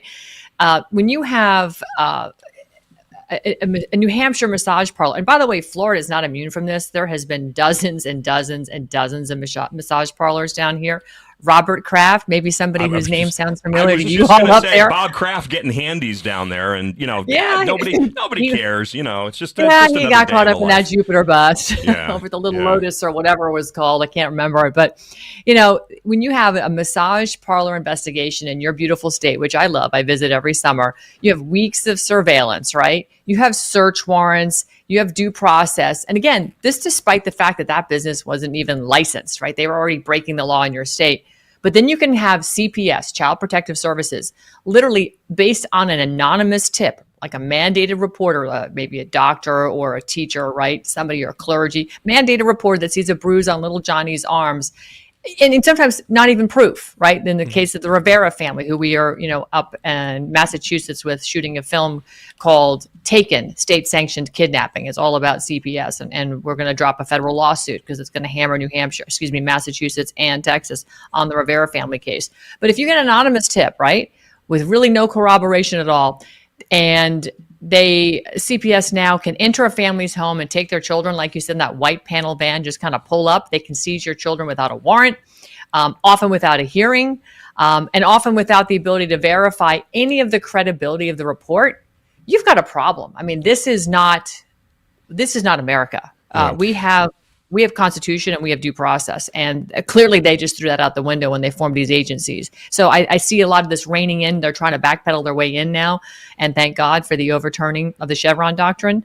But we still have a lot more work to do. And I think President Trump is trying to get this done through some recent executive orders that he's published, 14215 and 219, to kind of get this bureaucracy under control. But, the states still have to fall in line. And there's a lot of money that follows this, right? That Title IV funding, $9.8 billion coming out of the Social Security Administration under Secretary Kennedy's Organization of Health and Human Services. We got to rein this in because that's the incentive right there to destroy families and not actually keep them together.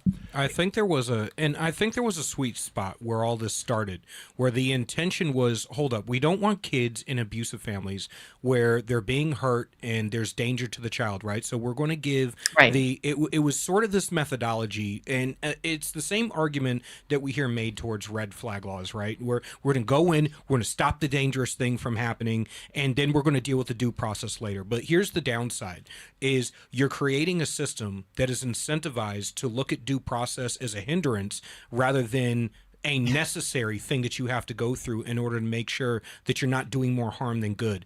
And when it comes to this particular incident or this system specifically, I see it happen more often than not that we're actually incentivizing bad behavior and the results don't match the intent. And now the system is actually self-perpetuating. And are you by chance at all familiar with J.R. Hole, the state representative in New Hampshire, who had CPS after his children because of his response to COVID? No, but that doesn't surprise me. Yeah, no, I'm not familiar with that story. Wow. Yeah, that was, and I just reached out to him. Actually, I would love to get him on because I mean, even a ranking lawmaker is not exempt from being targeted from these people. Mm-hmm. And I don't think neither is the alarmist. FBI. Neither is the FBI. We spoke to a former FBI agent. Same thing in Massachusetts, targeted by CPS, lost her children. In fact, we were going to have her in our documentary. She was slated to come and interview on Wednesday last week, but at the last minute canceled because she got a tip. And her daughter's been missing for 10 years. So, I mean, she's lost her daughter in the system. And, this is something that she hasn't given up on. I mean, the heartbreak, the heartache, and the just a total, just destruction that occurs because like the ATF, like all these agencies that think they're God, when these unelected appointed bureaucrats get a little bit of drunk on power, this is the result. And then, of course, the big gasoline on the flame is the money, the billions of dollars that come in through the system, and then all of the parasitic cottage industries that spring up around it.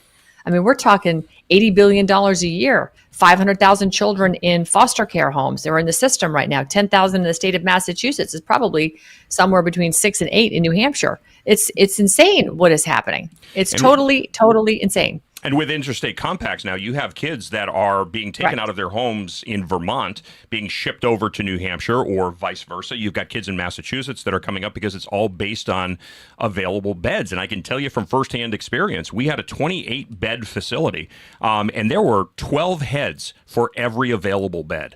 Wow. And then you had, based on whether it was acute or subacute, they would classify kids based upon their behavioral issues and their own needs as acute or subacute. But subacute was $560 a day. My facility was, the state was getting billed, I think it was about $370 per day. So you do the math. And then, of course, there's additional money coming in from U.S. Department of Agriculture for breakfast and for lunch and everything else like that. So if you're feeding these kids breakfast, if you're feeding them lunch, then you're getting X number of dollars per head per day. So you keep your costs low, you maximize your profit potential. But $370 a day times 28 heads times 365, you do the math. I mean, that is a license to print money right there. And if let's assume that one kid actually leaves, we would take our behavioral issues and we'd ship them down to Sununu Youth Services Center. They didn't want to go there, no surprise. But, as soon as there was an available bed, there would be, a laundry list of kids who were now having that bed potentially earmarked for them. That's big bucks. And then on top of it, you got to take into account the fact that throughout the interstate compacts and getting shifted around from one facility in one state to another facility in another state, we have kids that have tens of thousands throughout the country that have gone missing. Just missing. Throughout the system, they just disappeared. All of a sudden, they're no longer on anybody's rolls. They're not checked in any facilities. And you can't find them aged out, living their lives somewhere. They're just gone. And this is a two-part issue. You have the issue on the funding, but you also have the issue about which children end up in the system. Are these just children who are being abused at home? Or are they ones who there's a disagreement on the parenting style? And more, I see the ones where the children are being abused aren't pursued, either because those parents can flex their rights, and because the parents who just have a different parenting style are trusting the government and don't bring in a lawyer and don't assert their rights because they think if that happens, their children are going to be taken. Mm-hmm. So that's one of the things that we've been pushing back in the legislature is trying to avoid making it even easier to take children from good parents, but also the financial issues because and your group's brought up the Title IV-E funding. That's a huge issue because we get a lot of federal dollars to not just match, but double, triple, quadruple the money we're spending in state. I filed a bill this year in order to get a detailed annual report on the costs incurred by the DCYF to get it each year and to get all the positions, get all of this information. It was summarily killed by the former chairman of the Child and Family Law Committee. Damn. Doesn't that just tell you everything you need to know right there? They don't want to be held accountable. They don't want to be held accountable. And this is where, this is why American Made Action, I'm going to give a little plug here for what we're doing, because we have a C4, 501c4. And what we're doing is we've created an organization that it's two parts. We have the Department of Government Accountability, which is a private entity, and it's the people. And the people are now using notices and affidavits. So if they've been a victim of the system, they can file an affidavit, and we already have them filled out on our website. So it's really point, click, and it sends off to the respective parties that need to receive this. But then we also have our United Law Coalition, which is about 1,000 attorneys, including judges that have come out of retirement, that understand just how evil this system is and want to support, federal lawsuits. But as we go after these unconstitutional agencies that are wielding power and money that, excuse me, they should have no business doing.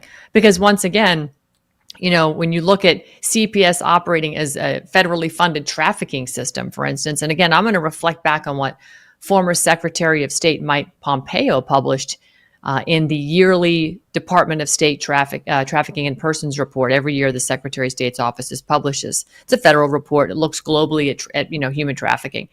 Right in the very beginning of that publication, Mike Pompeo's group pointed out that in the United States, not only were the largest consumers of child trafficking and porn and et cetera, but the majority of the children that are in the child trafficking system are coming right out of foster care. So they are they'll tell you this, but then what they don't want is accountability when the funding, like $9.8 billion in Title IV funding from last year is now in the system. It's going to foster care maintenance, adoption assistance, guardianship assistance. They have foster youth programs and training and administration. But again, where does it talk about how they're trying to work to keep the families together?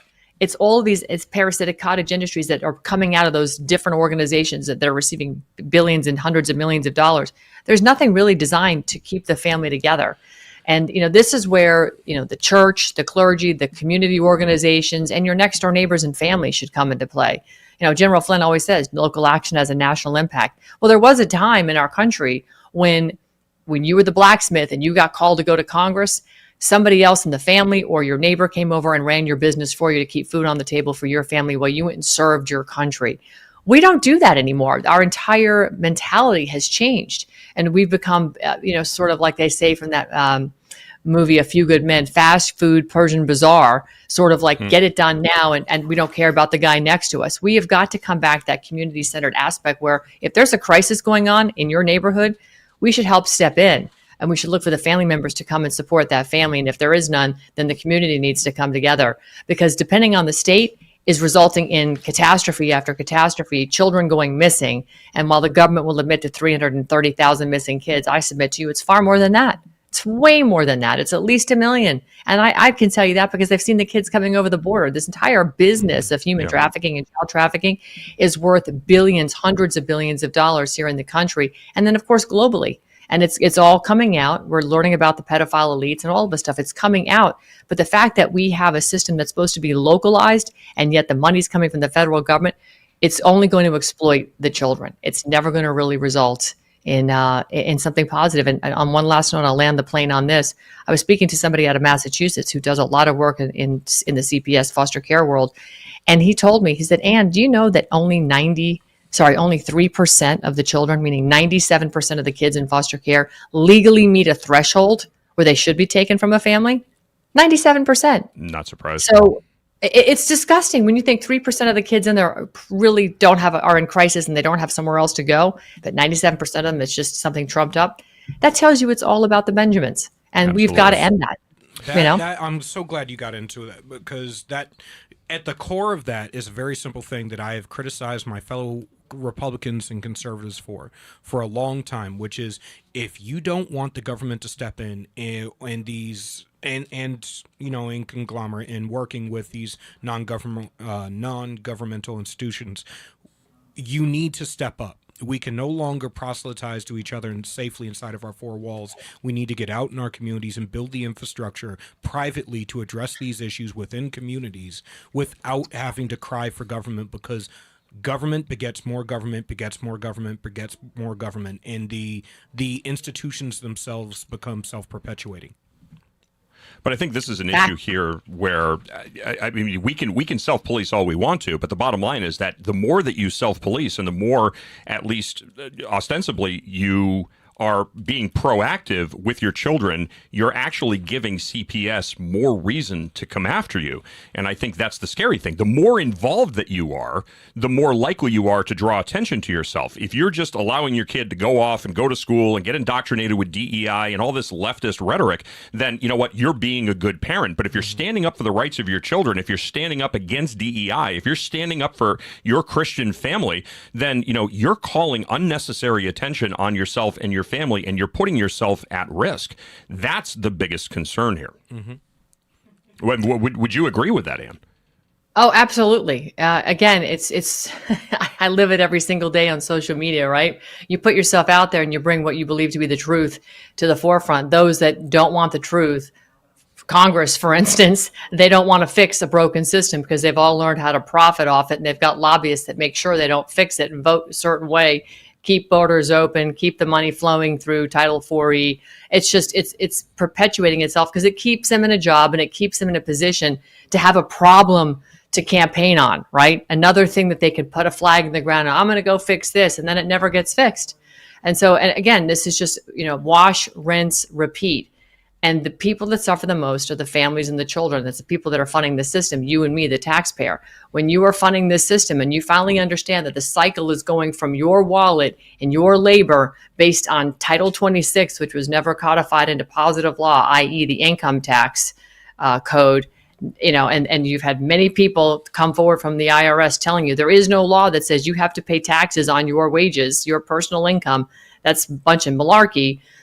When you understand that you've been giving money to a system that is now paid to attack you and look for the fly in the ointment in every single thing you do and completely disrespect your natural, unalienable God-given rights, which are protected in the Bill of Rights in our Constitution. As Maureen Steele, my co-founder of American Made, always says, these are the greatest love letters ever written. Was our Declaration of Independence and our Constitution, and they violate it all the time because they just they disregard it completely.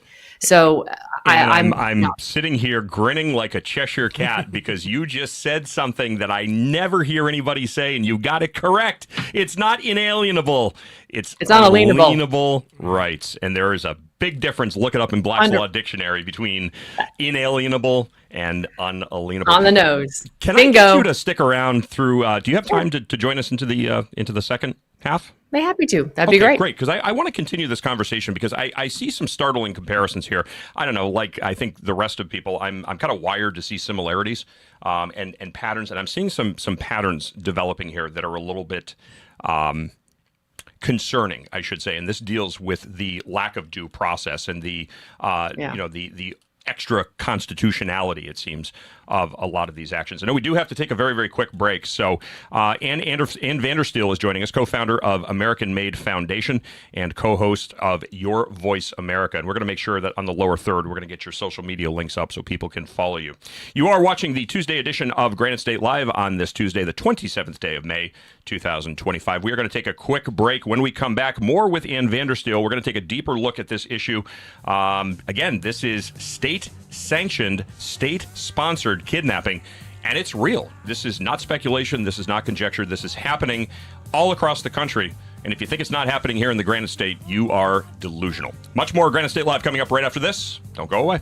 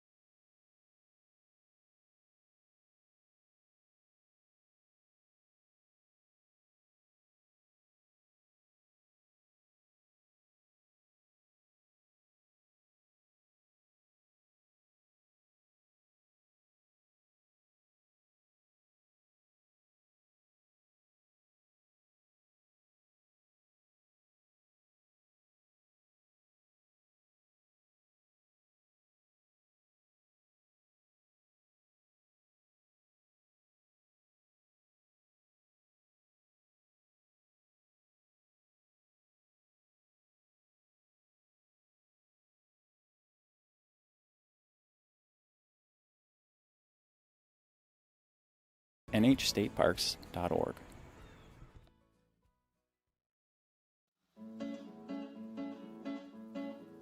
Not everyone can get up every day and look for ways to piss people off.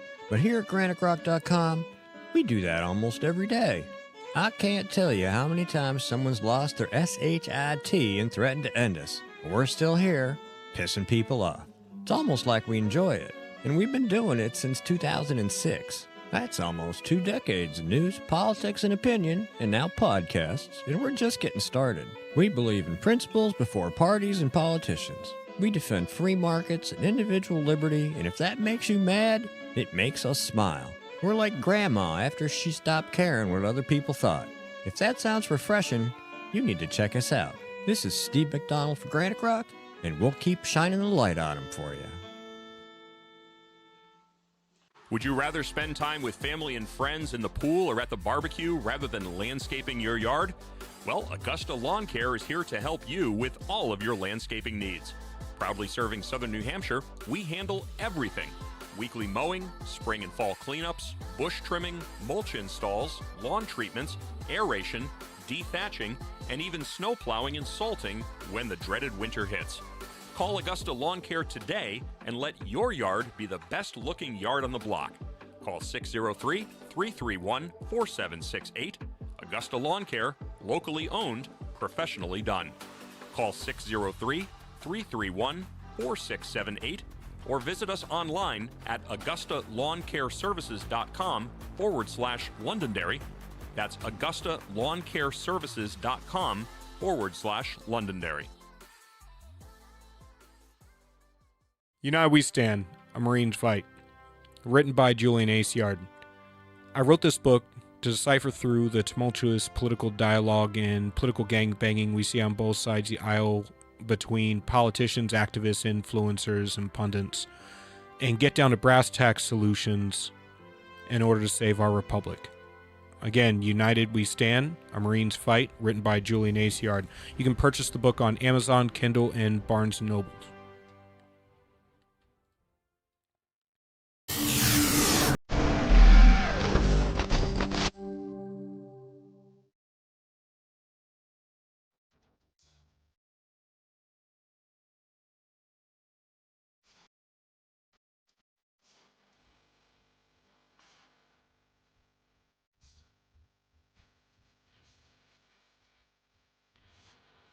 Manchester man sentenced to prison for killing 7-year-old son. I got to ask, I mean, are you going through this disco? What is it with you and disco tonight? I mean, like you're like a wannabe Steve Rubell here. It's like, all right, welcome to the Studio 54 edition of Granite State Live tonight, where you're getting your dose of conservative rhetoric and oh.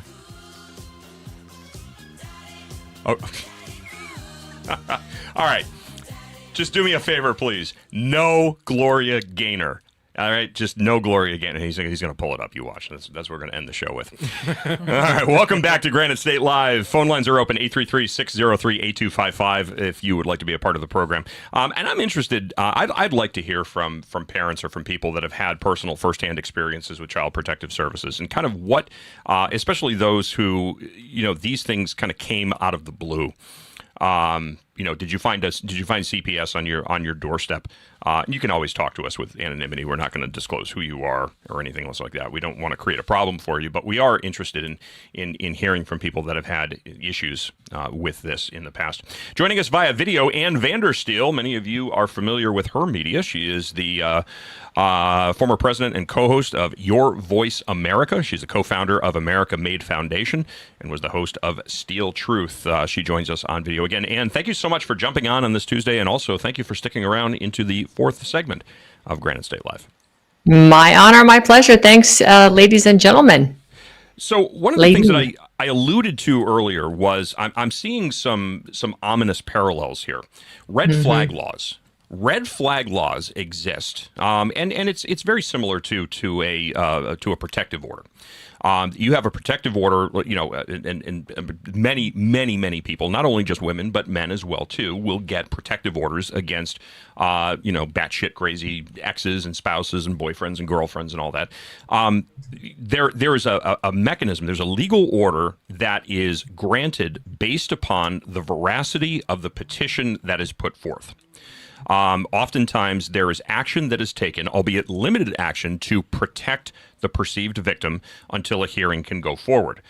In the case of red flag laws, I'm terrified that somebody is going to wind up harming themselves or somebody else. They've got a firearm, and so this individual's firearms are now taken. And somehow, some way, you have even Republicans that are able to justify this kind of behavior and saying, well, the potential risk to not only to the individual but also to the public at large, somehow now warrants this suspension of due process or this extra constitutional behavior where we can just bypass a person's constitutional rights to due process and say, well, we have to act first and then we can ask questions later. And I'm seeing this now in the case of red flag laws. I'm seeing this in the case of protective orders, marital or domestic restraining orders. And now, I'm certainly seeing this in the case of Child Protective Services, where in the interest of protecting the child, we have to act, and we have to act now. We can't do a veracity check on the claim. We just have to get it done now.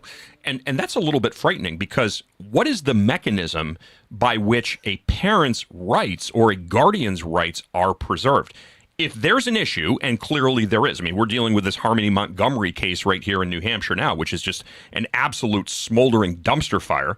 But if a child is legitimately at risk, then we have to have a mechanism to protect that child. But this can't be something that can be weaponized or can become a tool for vindictive politicians or even vindictive exes. And we've seen that many times. Ex-husbands, ex-wives, or boyfriends or girlfriends, they're pissed off at the other parent, so now they drop an anonymous dime to CPS. Next thing you know, you've got investigators on your doorstep. Where are the mechanisms of protection, and what is the answer to preserving the rights of the parents but protecting the children as well? Well, in my humble opinion, the anonymous reporter, that needs to go bye-bye. I'm sorry, if you are a teacher or clergy or pediatrician, as in the case with the Rivera family, obviously we know who he is, but they shouldn't get that protection because you are making a claim that is, I mean, frankly, that's just a horrific claim to say that a parent is violating their child or harming their child in any way, shape, or form. So that person needs to be not held behind the veil of secrecy. They need to be, publicly recognized as this is the accuser, just like you get to face your accuser. This is constitutionally protected. You should be able to face your accuser. And, if you're going to court with a jury of your peers, these family law courts, which again are not constitutional whatsoever. You're basically up against it with judge, jury, and executioner, and you have no help. You don't have anybody to bounce anything off of. You have no way to present your evidence and have somebody else weigh in on this. You have a trio of people up there that are, again, profiting off that Title IV funding. So your due process violations right out the window. But again, the threshold, like you said, the low evidentiary standards. And then you layer the fact that the person who is making these claims, leveling them, is held anonymously. So you can't face them and you can't go out and say, well, let me see if there's more people that can corroborate your story. You don't even know where to turn. This is the kind of stuff that weaponizes these false claims, these petitions against people. And that's the same thing that they do with red flag. So you're absolutely correct. We are seeing a systematic erosion of our constitutionally protected, God-given, unalienable rights in every aspect of what has already been protected by the Constitution. Our First Amendment, right? They've silenced us. Although I have to say, we've just filed an amicus brief in a Fick versus Facebook case that we believe will be taken up by the Supreme Court, and we should restore our free speech here shortly, I would hope. But the Second Amendment is continually under attack, and they're going to use red flag. Even Pam Bondi, one of the first things she talked about with President Trump was some variation of red flag laws. I mean, knock me over with a feather, but I didn't vote for that. And then you go into the parental rights and the parental alienation and the due process. It is a systematic, consistent ignorance, we should say, not ignorance, ignorance of our God-given unalienable rights. And it has to stop because we don't have a country. We don't have a republic under the current regime and the way things are being operated. It's not right. We've got to restore and reset. And I'm hopeful with Ed Martin in the DOJ that we're going to start to see some of that. But right now, what I'm seeing happen is very disconcerting, which is why the people have to step up, which is why DOJA exists, Department of Government Accountability, why United Law Coalition exists. We, the people, have to come together from the legal side and the lawful side, and we're going to single out those in the system that are taking away our unalienable rights. So I just got a text message from a viewer, and it was just, but if you remove the anonymity from reporting, that now you're opening that person up to retribution. Well, here's the thing: there are already witness tampering laws on the books. So I would look at that and say, you know what, that's invalid. If I think what it would do is it would eliminate the malicious, baseless, vindictive allegations. Correct. But if it's a legitimate concern and it's from a mandated reporter, there are already laws on the books that would prevent the parents, and it's not going to prevent, but it would penalize if a parent chose to go after or to harass or to contact that individual. Hey, why did you do this? So on and so forth. There's going to be penalties for that. So I think that's I understand the concern, but I would downplay that as being really an issue because there are mechanisms in place to prevent witness tampering to begin with. So in New Hampshire, in New Hampshire, we actually have a bill, House Bill 243, which would make it so it's a misdemeanor in order to file a false report to CPS. This is something we've been trying for several years. It would make it so that they could write down the name and address of the person, but did not require it. We've been fighting years to make this happen. I hope that this is the year that the Senate actually passes it, but right now there is no consequence for filing a malicious report to CPS. And that's wrong. I mean, that's just simply wrong. If I decide because I don't like the blouse you're wearing, and I said, I call up and I report you as, harming your children because I just personally didn't like your blouse or something crazy, I shouldn't be protected from leveling a malicious accusation like that, which could result in you having your kids taken away from you. And again, the incentive to keep them away from you is in the millions of dollars. So, I will destroy your life, destroy your children, and very, very likely put your children at risk into some sort of child trafficking situation, all because I didn't like you and all because I can be protected. That is a very major accusation for me to wage against somebody and use it maliciously. I just don't see how I should be protected. I should not be able to remain anonymous. If I'm going to accuse you, you have the right to face me, the accuser. I just believe in that wholeheartedly. Well, I mean, I've had people who don't like my media who have said to me, I can't wait until New Hampshire has a red flag law because I'm going to get your guns taken away from you. Right. And, I've had conversations with my local chief of police saying, first of all, if you get a red flag about me, first of all, don't be the guy that comes to my doorstep because that's not a hill you want to die on, first of all. And second of all, you can guarantee that it's malicious because it's going to wind up being somebody who doesn't like me because of what I'm saying. Trust me, I train police officers for a living. I'm not a threat. But I will be a threat if you come and try to deprive me of my property without due process or accuse me of a crime of which I am not guilty. If I'm wrong, listen, I'll be the first one to say, hey, take me, okay, because I screwed up, mea culpa. But don't try to deprive me of my property because you don't like something that I say. Right. Yeah, I agree. I don't think you can make it any more clear than that. I mean, that's, again, this goes right back to the Bible. So I do believe that, when our founding fathers came here to establish this second covenant nation, it was really to, bring to life on paper, on parchment, exactly what God intended for this country. And the first 10 amendments is all we ever really needed between the Declaration of Independence, the Constitution, and that Bill of Rights. Everything after that is another, attempt to strip us from our sovereignty. And we could talk about that till we're blue in the face. And I'm not going to derail the conversation over there, but it is very, very simple and very fundamental. And yet the government will try to make it extremely complicated with their rules, codes, and statutes. And really, basically, stuff made up. Legal fiction is stuff made up. We have strayed from the essence of what our founding fathers wanted. They wrote the Constitution in plain English for the plain English-speaking man or woman to interpret it and understand how they could defend themselves from a government that we created to help govern us. We give them the consent. And I never gave CPS consent to come and take my children in a time of crisis. I never gave my consent to even form an agency that is nowhere, listed in this Constitution. Agencies have gone from being an advisory sort of an organization to one where they have massive power or let me say, we tacitly give them power. I don't recognize that power anymore in these institutions because I know them to be absolutely out of control and rogue. They're not nowhere near protecting the rights of my children or me, or are they even helpful for this matter? And I could list every single agency, and we could start with COVID, right? We could talk about that all day long for weeks on end, all the ways they violated our rights.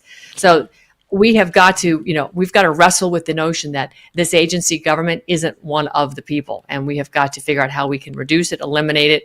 And I think President Trump did make a precedent-setting move when he eliminated the Department of Education, thanks to Linda McMahon. I think that's a keynote that I want to get to is this has been one of the banes of my existence dealing with the more neocon establishmentarian Republican is this failed idea that we think that we can operate the institutions better than the left, therefore we shouldn't dismantle them and take away their power and their authority. You can't. They have marched through the institutions for 100 years. One, these institutions are not constitutional. They've exercised extra-constitutional means for the past 100 years, and they're so entrenched in our daily lives that we can't do anything, say anything, or conduct our lives without interference, regulation, or taxation. And at this point, I'm completely done with it. And I always make this, because I tie everything back to black issues because I spend so much time arguing with black intermediaries on the left. I constantly say, when have these institutions served a positive role in your daily lives? Whether it's Waco, whether it's Ruby Ridge, it doesn't matter. All of these agencies have been corrupt from their beginning because if you look at a lot of them, especially like the FBI, CIA, they had corrupt upcomings in the first place. So let's dismantle them. I'm sorry, Trump administration. I like you, Trump, but a lot of the people that you hired think that they can revamp these agencies, and they can't. They cannot be revamped. They're far gone. We don't run them. Stop trying to reinvent the wheel and just get rid of them. Clean house. This is something we deal with. So we deal with this in Concord constantly. We have a group of Republicans that think that the problem with the agencies is we haven't given them enough power, and we need to give them more power. There was a bill that almost steamrolled right through child and family law. It steamrolled through the whole Senate. They would have removed the mens rea from child endangerment. It would have removed the word purposefully for violating the duty of care. This was on the fast track to be passed and to become law. It even gets worse. If you were to sign a child up for Little League, that would be a felony. But quite simply, they feel that we haven't given the agencies enough power, and that's the problem. And I fundamentally disagree with that. Mm-hmm. We've given them too much without enough oversight and without enough constraints. I'm actually the head person from the House in our Joint Legislative Committee on Administrative Rules. So that mouthful means that we approve all of the rules from the agencies. We haven't seen any from DCYF because they don't do theirs through rulemaking anymore. It's all done through memorandums through the Department of Justice. Oh boy, it's a big problem. Well, I have to ask you, Erica. So now with, everything coming out with DCYF, and especially this $2.2 million settlement to Harmony Montgomery's mother, is this going to facilitate some meaningful change? Because if DCYF continues to behave in the fashion that they are, I would see significant penalties coming out of civil court. As more and more of these cases come to fruition, as more and more of these cases get litigated, you're going to wind up seeing the state stroking an awful lot of checks to these people, a lot of whom, I got to be honest with you, I wouldn't trust them with a $10 bill, let alone, after the attorneys get their cut and family members get their cuts and everything else like that. We're still looking at, probably $300,000 or $400,000 that this individual is going to get. And she's on her social media smoking blunts. So former drug addict, self-admitted former drug addict. Boy, man, there's nothing that can rekindle a love affair with a substance quite like $500,000. But we continue to just throw money at the problem. The problem is we don't have money to throw at the problem. So when does the meaningful change come in? I'm hoping we're going to see that. The biggest part is we need to make sure that we know that these need to be looked at again from the ground up and understand where there's an appropriate role. We just had a man sentenced for killing his child and abusing his child. This sentence just came down today, or at least the press release did, and he's going to serve 45 years in jail. In those situations, it makes sense to have Child Protective Services working with the police in order to in order to investigate these actual harms that are happening to children.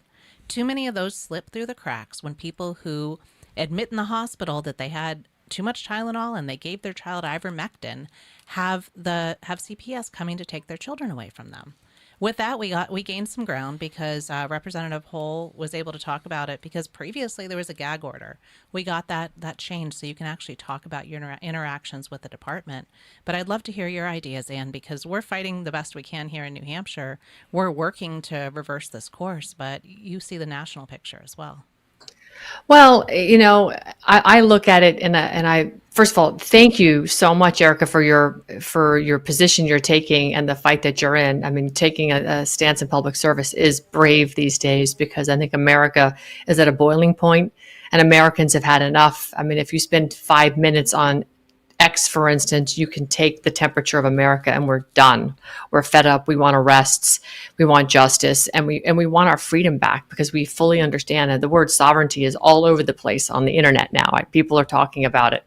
So when you say from the bottom up, I say it's really the top down because we, the people, created government, right? God created man, man created government and corporations. So we really are the top echelon. And that's one of the things I want to kind of emphasize is to get let's start using the proper language and get the ethos out there so that people understand we're in charge and the government is supposed to do what we say. And the Constitution is a trust document. God and the government is as the trustee and the people are the beneficiaries. Well, what we've seen happen is the trustee and the beneficiary relationship has swapped. And that's why all this money is flowing to the government and not to the people. Because again, this entire relationship that we have has been inverted and we aren't being protected by our Constitution because the government is ignoring it and they're supposed to refer to it when it comes to our rights. They simply don't do that. So how do we sort of take control of a situation? Well, again, if you start talking about the people up here, we have got to instruct our public servants. So Erica, the people in New Hampshire should be telling you what they want, right? That we should be telling our representative, this is what we want to have happen. And you should be listening to the pulse and putting forth legislation. And I'm assuming that's what you're doing because you're sitting here on this show. I really doubt that Keith would have you on here if you weren't that kind of representative. To that end, this is why notices and people who have been harmed by the system have the ability to use affidavits. And these may sound like scary terms, but they're really not. A notice is telling the government what you want. An affidavit is telling the government how you've been aggrieved, and you're giving the government or the person who's harmed you an opportunity to correct that grievance. And if they don't, then there's penalties associated with it.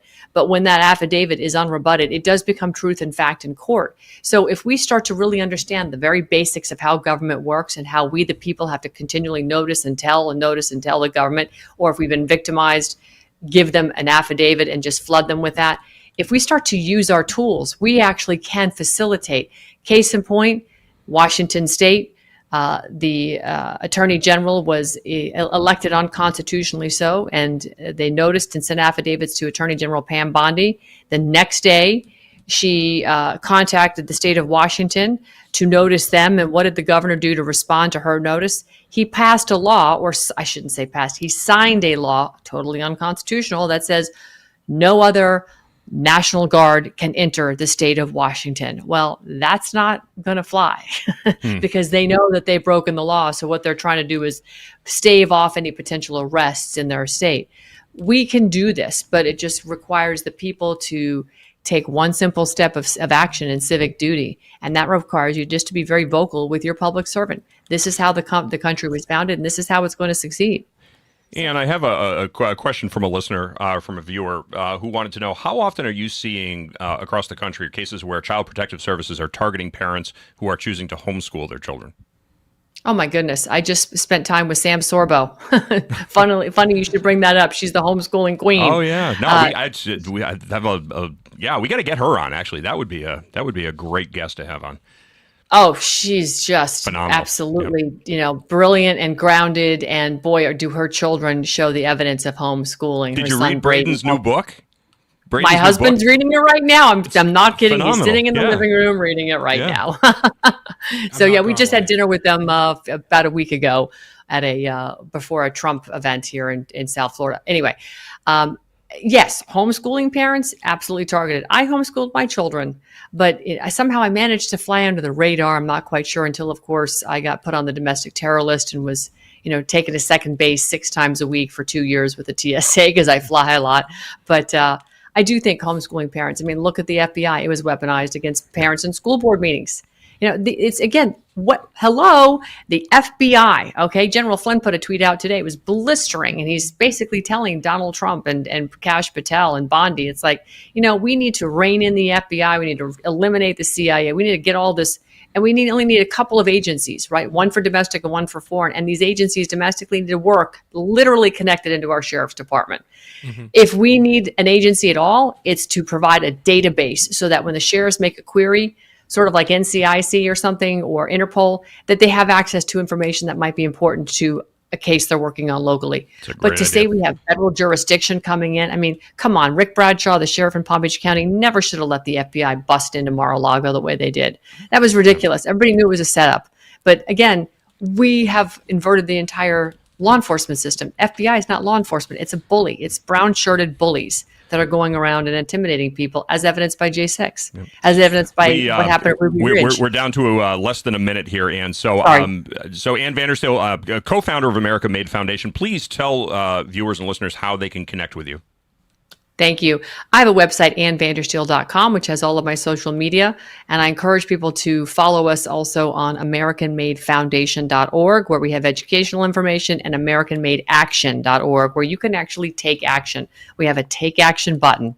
All so right. please And thank you so much for joining us. God bless. Keep up the good work, and love to have you back on. And if I can say one more thing before she goes, yes. I've received some of these notices and affidavits. I've dug into it. I'm not convinced that actually is the process. So that's a conversation for a different day. I think that in getting instruction, we need the clear specifics about DCYF is doing this, and we need you to change this. Correct. All right. Ann, thank you so much. Again, welcome back anytime. Thank you so much. All right. And I want to thank our guest who stuck around for the full 2 hours, Erica Lane, State Representative, Republican for Rockingham 6, representing Derry. Thank you so much. We are going to follow up on what we talked about, and we're going to see what we can make happen. Sounds good. I probably wanted to talk about twice as much as I did, so I probably left a few things unsaid, but I'll be happy to be back. That's okay. GraniteStateLive@gmail.com if you'd like to share your thoughts about tonight's program, or if you have a topic that you would like to see tackled here, we welcome your feedback and your comments. GraniteStateLive@gmail.com.